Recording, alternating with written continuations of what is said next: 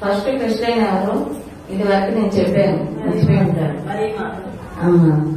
ఎందుకు మరి మరీమాత మొట్టమొదటి క్రిస్టియన్ అయ్యారు?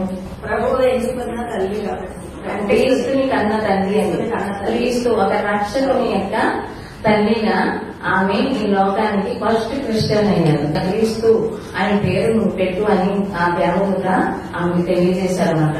ఎందుకంటే ఆయన రక్షించే, ఈ లోకానికి రక్షించే కుమారుడుగా మానవ మనుష్యావతార వ్యక్తి నీ గర్భం తీస్తున్నాడని, పరిశుద్ధాత్మ గర్భం చేత నీకు నీ యొక్క గర్భం ఫలిస్తుంది, దేవుని యొక్క గర్భం నీలో ఉంది అని చెప్పి ఆయన సువార్త చెప్పారు. చెప్పేసరికి ఇది ఏంటి, ఎందుకని ఆమె ప్రశ్న ఉంది. చిత్తము నెరవేర్చడానికి దీనురాలై ఆమె పూర్తిగా దేవుని తన హృదయమును దాచుకొని ఆయన చిత్తం నెరవేరుగాక అని పలికారట.